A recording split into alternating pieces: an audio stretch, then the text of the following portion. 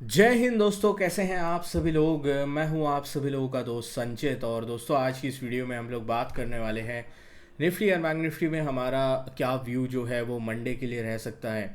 किस तरीके से भारतीय बाज़ारों में शानदार तेज़ी इस वक्त बनी हुई है। अमेरिका में क्या इस वक्त चल रहा है, क्या बैंकिंग क्राइसिस, क्या चीज़ें जो हैं वो इम्पैक्ट कर सकती हैं। सारी चीज़ें इस वीडियो में डिस्कस करने वाले हैं। तो दोस्तों, वीडियो शुरू करने से पहले चैनल को सब्सक्राइब कीजिएगा, बेल आइकन को दबाइएगा और इस वीडियो का लाइक में रखते हैं लगभग 1500 लाइक्स, जो कि आप पूरा कर ही देंगे। तो चलिए, अब ज़्यादा टाइम वेस्ट ना करते हुए वीडियो को शुरू करते हैं। को बहुत बहुत शुभकामनाएं, बहुत बहुत शुक्रिया आप लोगों के प्यार एंड सपोर्ट के लिए पूरे इतने सालों से, जब से हम यूट्यूब पे हैं। आज जो है हम लोग 3 लाख से ऊपर की फैमिली हैं और आप लोगों का बहुत ज़्यादा प्यार एंड सपोर्ट अपने को मिल रहा है। तो यहाँ पे अब बाज़ार में क्या हो सकता है उसके बारे में चर्चा करते हैं। सबसे पहली चीज़, ग्लोबल मार्केट्स में क्या हुआ। ग्लोबल मार्केट्स 200-250 पॉइंट ऊपर बंद हुए, नैस्डैक एंड डाउ। यूरोप अभी भी नीचे है, ठीक है। उनके अगेन सर्टेन अलग रीजंस हैं जिसकी वजह से यूरोपियन बाज़ारों में थोड़ी वीकनेस है। एशिया की अगर मैं बात करता हूँ तो लोअर लेवल से शानदार रिकवरी, 700-800 पॉइंट हैंगसेंग रिकवर हुआ, लगभग जो है 400-500 पॉइंट निक्की रिकवर हुआ। जापान का बाज़ार तो बहुत अच्छी रिकवरी लोअर लेवल से आई। मेन रीज़न, डोनाल्ड ट्रंप ने फ्राइडे को इवनिंग में ये बोला कि चाइना के ऊपर ये टैरिफ जो है सस्टेनेबल नहीं है, ये तो सिर्फ मैं आर्म ट्विस्टिंग के लिए कर रहा हूँ। मतलब यार, ये चीज़ कौन खुद बताता है जो आर्म ट्विस्टिंग के लिए अगर ये कर रहा होता है। तो ये चीज़ डोनाल्ड ट्रंप की तरफ से कही गई, और ये चीज़ डोनाल्ड ट्रंप की तरफ से कहने के बाद जो है मार्केट में शानदार रिकवरी आई। एक टाइम पे जो S&P 500 70-80 पॉइंट नीचे था, वो 40-50 पॉइंट ऊपर बंद हुआ। तो इस तरीके की रिकवरी वहाँ पे देखने को मिली है। अब वहाँ पे बैंकिंग क्राइसिस चल रहा है, ये चल रहा है, वो चल रहा है, वो चीज़ों को अभी मैं ज़्यादा डिस्कस नहीं करना चाहता, क्योंकि मोमेंटम अभी हमारे बाज़ार में ऊपर का है, ठीक है। बट हाँ, एक बैंकिंग क्राइसिस जो 2022 में अमेरिका में आया था, जिसके लिए फेड को इमरजेंसी रेट कट करना पड़ा था, उस टाइप का एक बैंकिंग क्राइसिस ज़रूर अमेरिका में आता हुआ दिखाई दे रहा है। अब वो कितना बड़ा हो सकता है, क्या वो 2022 जितना ही होगा कि फेड को दोबारा से इमरजेंसी रेट कट करना पड़े और वो रुक जाए, या फिर वो 2008 के जितना होगा कि पूरा जो है क्राइसिस कोलैप्स की तरफ बढ़े। वो अपने को अभी एसेस करने में थोड़ा टाइम लगेगा। बट जैसे असेसमेंट मेरी जारी है, मेरी रिसर्च जारी है, जैसे ही उस चीज़ के ऊपर मेरे को पुख्ता रिसर्च होती है, मैं आपके सामने जो है सारी अपडेट्स ला के वीडियो में रख दूंगा, ठीक है। दूसरी चीज़, अगर रिजल्ट्स की बात करते हैं, 3 बड़े जो है कंपनीज के रिजल्ट्स, रिलायंस 3% ऊपर GDR, ICICI बैंक फ्राइडे को 3% ऊपर ADR, HDFC बैंक 3% ऊपर ADR। रिजल्ट वाइज अगर आप देखो आज के दिन, तो रिलायंस और HDFC बैंक के रिजल्ट्स को मैं डिसेंट बोलूँगा।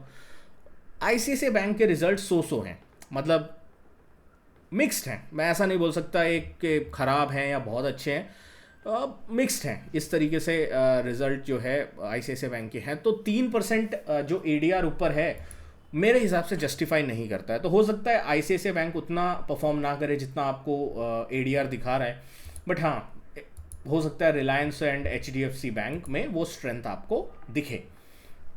अब बात करते हैं कि बाजार में अब आगे की क्या लेवल्स होंगे। सबसे पहले इस वक्त अगर हम गिफ्ट निफ्टी देखते हैं तो वो 150 पॉइंट ऊपर हमें दिखा रहा है।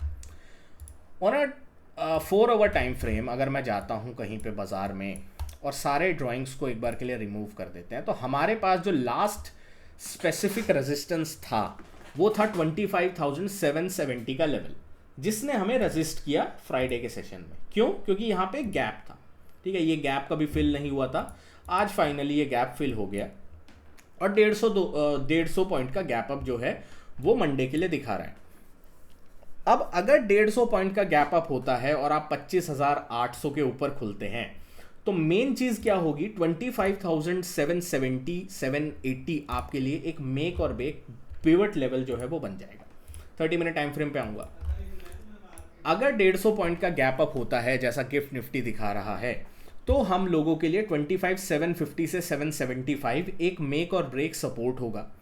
गैप अप के बाद अगर बाजार इस सपोर्ट को नहीं तोड़ता है तो बाजार में स्ट्रेंथ जारी रहेगी, और ये स्ट्रेंथ हमें कहां तक लेके आ सकती है, मोस्ट प्रोबेबली ये स्ट्रेंथ हमें इस बार ऑल टाइम हाइज के जो लेवल है 26,200-300 वहां तक के लिए लेके जा सकती है। इस चीज़ का अपने को ध्यान रखना है, ठीक है।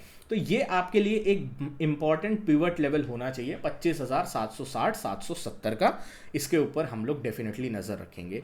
पहला साइन ऑफ वीकनेस आपको 760-750 के नीचे ही आएगा। अगर 750-760 के नीचे बाजार आता है तब हम लोग कोई शॉर्ट का ख्याल दिमाग में लाएंगे। तब जो है हो सकता है एक बार के लिए 25,600 की तरफ जो है एक बार बाजार टेक्निकली चार्ट्स पे आता हुआ दिखाई दे। बैंक निफ्टी की बात कर लेते हैं। बैंक निफ्टी ऑल टाइम हाइस के आसपास लगा हुआ है, शानदार स्ट्रेंथ बनी हुई है। अब इसमें हम लोग क्या देखेंगे, सबसे पहले इंपॉर्टेंट चीज़ के रिएक्शन कितना शार्प होता है इन दोनों बैंक्स के रिजल्ट्स पे, ठीक है। और अगर बहुत बड़ा गैप अप हो जाता है तब तो खैर छोड़ना ही बेहतर होगा। तो बेस्ट के सिनेरियो जो एक मिड पॉइंट मेरे को दिखाई दे रहा है वो दिखाई दे रहा है 58,000 का लेवल, ठीक है। राउंड फिगर है, हो सकता है गैप अप इस एरिया के आसपास हो। तो हमारे लिए क्या स्ट्रेटेजी यहाँ पे अपनानी चाहिए कि अगर 58,000, 57,950 इस जोन के आसपास मिलता है तो मैं अवॉइड करूँगा खरीदना। मैं वेट क्या करूँगा, मैं वेट करूँगा कि बाजार थोड़ा नीचे आए, नीचे आके कहाँ पे आए, अराउंड 57,700 के आसपास आए। यहाँ पे अगर मेरे को कोई जो है अच्छा पैटर्न बनता हुआ दिखाई देता है, यहाँ पे जो है मैं बाय करने के बारे में एक बार सोच सकता हूँ। और उसके बाद अगेन 58,000 के टारगेट्स के लिए मैं देखूंगा, और ब्रेकआउट होता है देन मैं ट्रेल करता रहूँगा 21 EMA से on a 5 minute time frame. तो ये हमारी स्ट्रैटेजी होनी चाहिए ऑन बैंक्स, ठीक है। सेंसेक्स की बात कर लेते हैं। अगेन सेंसेक्स ज़बरदस्त मोमेंटम, ज़बरदस्त मूव। एक इम्पॉर्टेंट लेवल जो अब सेंसेक्स में हमारे लिए होगा वो होगा 84,200 का, ठीक है। Depending on the gap up, अगर आप 84,200 के ऊपर जो है वो खुलते हैं तो 84,200 आपके लिए लक्ष्मण रेखा होनी चाहिए। जैसे निफ्टी में 25,750-770 है, उसी तरीके से बैंक सेंसेक्स में 84,200 एक लक्ष्मण रेखा होनी चाहिए।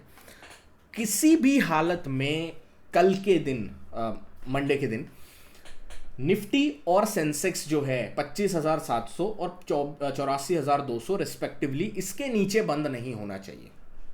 अगर ये दोनों इसके नीचे बंद होते हैं डिस्पाइट ऑल दिस पॉजिटिविटी, तो that is certainly a sign कि बाजार में दोबारा से हायर लेवल्स पे जो है एक नेगेटिव रिएक्शन आ सकता है। बट जब तक आप इन लेवल्स के ऊपर है 25,750, 775, 84,200, 250, जब तक आप इसके ऊपर हैं बाजार में स्ट्रेंथ बरकरार रहेगी और सेंसेक्स भी हम लोगों को ऑल टाइम हाइस की तरफ जाता हुआ दिखाई देगा। इस चीज़ के ऊपर हम लोग डेफिनेटली वॉच आउट करके चलने वाले हैं। दोस्तों आशा करता हूँ वीडियो आपको पसंद आई होगी। और हाँ, मुझे पता है बहुत सारे लोग रिक्वेस्ट कर रहे हैं कि टेलीग्राम पे मैं दोबारा से लेवल्स देना शुरू करूँ, जो सपोर्ट रेजिस्टेंस लेवल्स में अपडेट करता हूँ। तो आप चिंता ना करें, थोड़ा मैं हेल्थ रीजंस की वजह से थोड़ा फोकस नहीं कर पा रहा था, बट मैं कोशिश करूँगा अब आगे आते हुए ज़्यादा से ज़्यादा इंपॉर्टेंट लेवल्स आप लोगों के साथ शेयर कर पाऊँ। तो इस चीज़ का मैं ध्यान रखूँगा। Thank you so much for watching guys. जय हिंद, वंदे मातरम।